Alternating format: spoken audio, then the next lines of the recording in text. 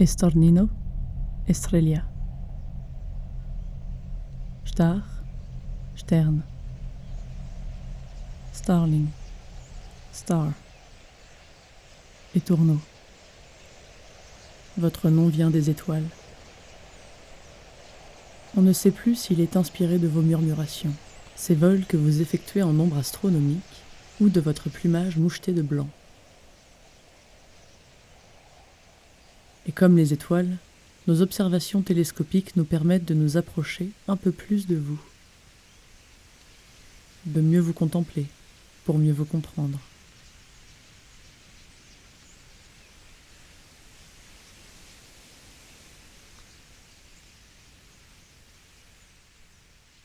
Vos spectacles de masse et votre coordination feraient pâlir les plus grands dictateurs. Chez vous, aucune hiérarchie. Un simple mouvement calqué sur vos proches voisins. Chacun peut entraîner avec lui la nuée d'un battement d'ailes, mu par la masse jusqu'aux individus, et qui à chaque virage laisse entendre le son du vent fendu.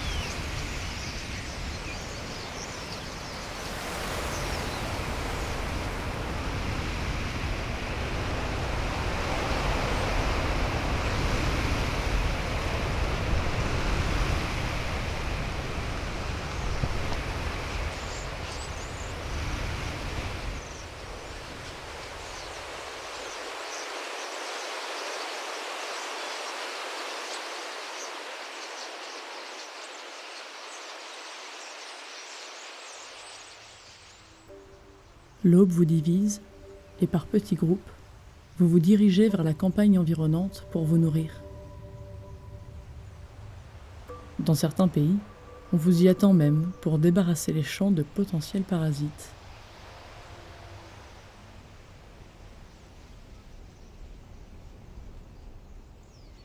Lorsque vous n'êtes pas en train de vous rassasier, on peut vous apercevoir sur nos structures à gazouiller à tout va. Car il est vrai que vous aimez chanter, vous les inlassables imitateurs. Vous passez votre temps à copier tous les sons que vous entendez, à l'état sauvage comme dans nos demeures. À une autre époque, on vous apprivoisait volontiers, et Mozart lui-même s'était pris de passion pour vos imitations. Et comme à chaque fois que nous sommes charmés, nous mettons en cage, il adopta l'un d'entre vous. Un étourneau qui chantonnait ses sonates, auxquelles il tenait énormément. Après 3 ans en sa compagnie, l'oiseau mourut. Mozart lui rendit alors hommage avec un cortège funèbre et un poème.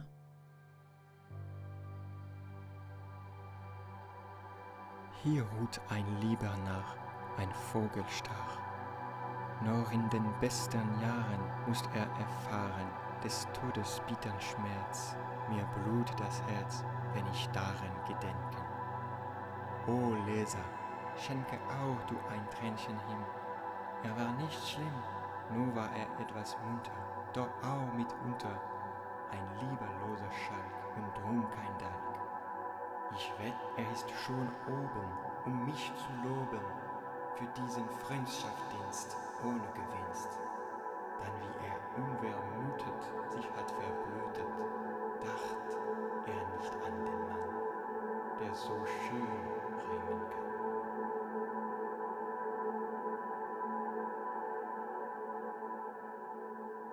Plus d'une fois vous nous avez séduits. Même les œuvres de Shakespeare vous mentionnent. C'est d'ailleurs ce qui vous valut votre présence sur le continent américain à la fin du XIXe siècle.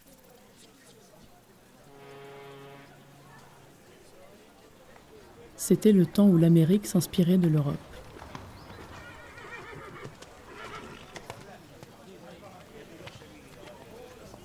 Un naturaliste, amateur de littérature shakespearienne, proposa d'importer à New York toutes les espèces citées par le dramaturge. Vous et d'autres oiseaux portiez ainsi la glorieuse mission de faire ressembler l'Amérique à l'Europe.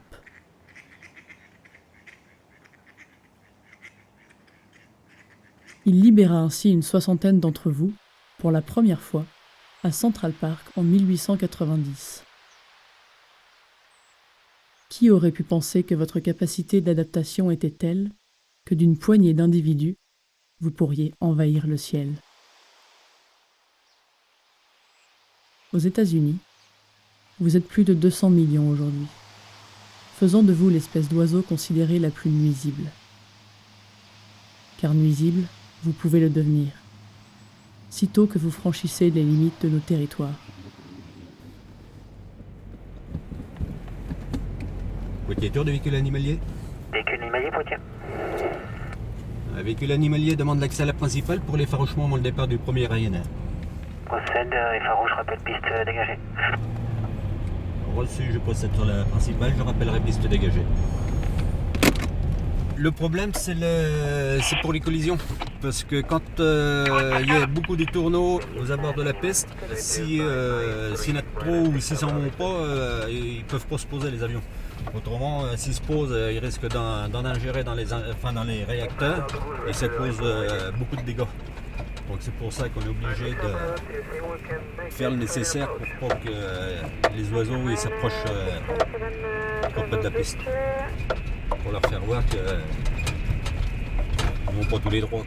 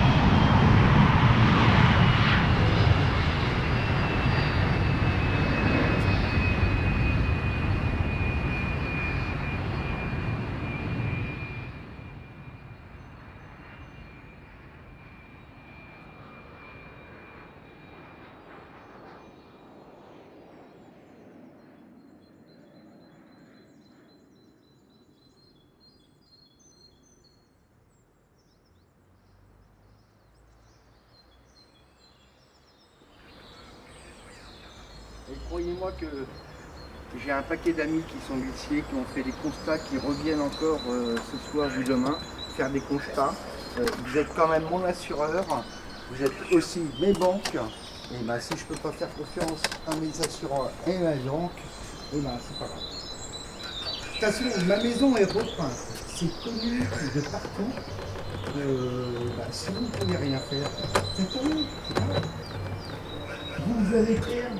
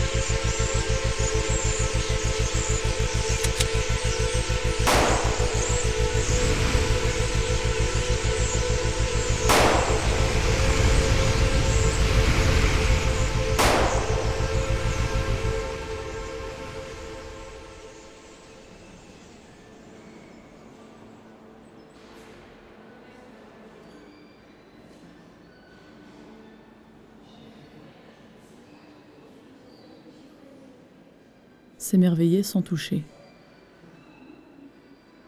Pourquoi cette phrase si simple n'a-t-elle sa place que dans les salles de musée? Dans ces lieux où tout est ordonné, structuré, organisé, où jamais rien ne se heurte. Vous auriez pu y avoir votre place, non ?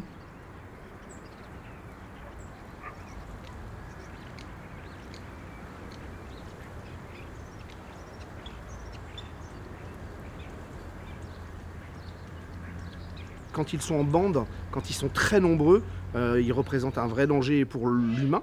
Alors après, la question de savoir si c'est légitime ou pas, on peut se la poser, on doit se la poser, parce qu'on est sur leur territoire, ils font ce qu'ils veulent. Mais effectivement, avec l'urbanisation galopante, avec la présence de l'homme de plus en plus dans plein d'endroits différents, cette cohabitation, elle se passe pas bien. Et en fait, on a été vite embêtés, alors non pas par leur présence en tant que telle, mais tout ce que ça avait comme conséquence, à savoir les déjections. Et en fait, ces déjections ont produit une odeur pestilentielle dans nos laboratoires, à tel point que nous, en termes d'hygiène et sécurité, on avait des agents qui ne pouvaient pas travailler sur leur lieu de travail. Après, les contraintes au niveau des oiseaux, c'est qu'il y avait une activité quasiment à la sortie du travail. Donc c'est là qu'il y avait cette activité. Et bon, on était des fois éclaboussés, surtout les véhicules. Et bon, on circulait dans la fiente. Bon, voilà. Je nettoie rarement ma voiture. J'ai dû y aller 5 fois, la laver. Pour aller travailler, vous en avez par-dessus les chaussures. Voilà quoi, hein, et que vous ne pouvez pas ouvrir vos portes. Je pense qu'au niveau de l'hygiène, c'est pas terrible, quoi. Surtout qu'on sait que les oiseaux, ça véhicule plein de trucs. Donc, bon, l'écologie, oui. La santé humaine, oui. Alors on se met où là-dedans, entre les deux voilà. Moi, je veux bien qu'on fasse des compromis. Mais il y a un moment, c'est l'homme, c'est l'oiseau. Sachant que, bon, c'est naturel si on veut. Hein, c'est parce qu'on a des trucs comme ça, parce que ces oiseaux-là, l'homme, il a tout tué, donc il n'y a plus de prédateurs, donc ça nous revient, quoi, quelque part. C'est très bien, mais pas chez moi. Mais les arbres, ils sont tout abîmés aussi, ils sont tout... Parce que tu dis ils fiantent pas, mais en fait si, hein, parce que en dessous les arbres, là, c'est ignoble, ignoble, ignoble.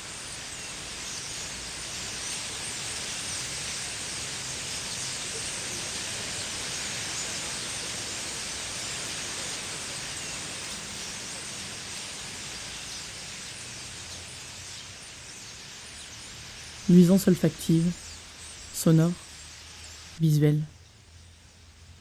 Étourneaux, vous êtes ici chez nous, et vous n'avez rien à nous apporter, hormis vos pollutions. Vous pensiez pouvoir bénéficier de la chaleur de nos cités, de nos lumières qui ne cessent jamais de briller, et des grands arbres qui ornent nos parcs et nos allées. Mais de vos nuisances découle l'oubli. L'oubli de cette fascination que nous prétendons porter à toute chose. Nous allons créer un climat d'incertitude. Moi, je veux bien les petits Quand ils sont oiseaux, en bande, après la santé quand ils sont humaine. très nombreux, donc, ils il faut représentent quand même un vrai qu'on fasse danger. des compromis quelque part. Et bon, Nous qui étions là, circuler en dans la fin de compte, fiente. en nombre tellement énorme que ça Avec devenait l'urbanisation compliqué. galopante, avec C'est la présence très de bien, l'homme mais de pas chez plus en moi. plus dans plein d'endroits différents, eh bien, cette cohabitation...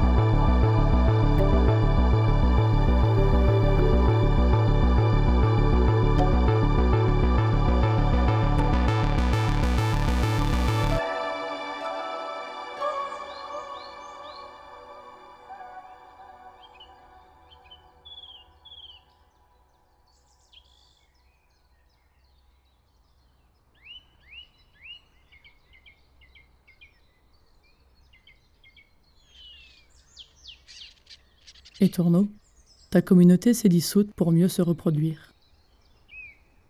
On ne te remarque plus. Tu n'es pourtant pas timide. Tu montres à tout va ton plumage étoilé et tu chantes, comme toujours.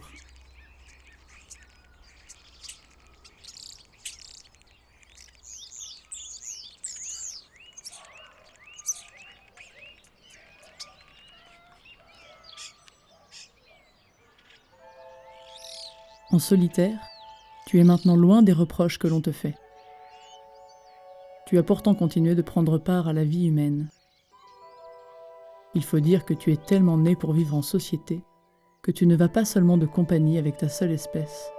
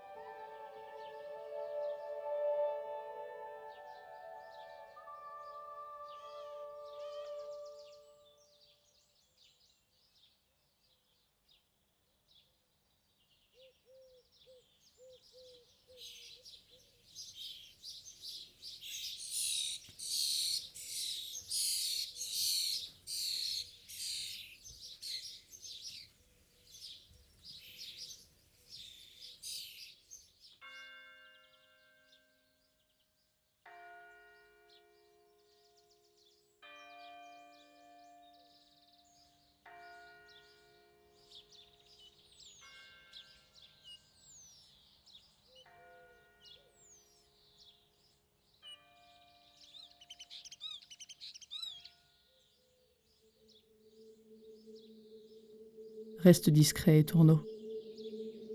Tes reflets irisés ne te sauveront pas du rejet des hommes, et derrière notre admiration contingente se cachent les limites de notre tolérance.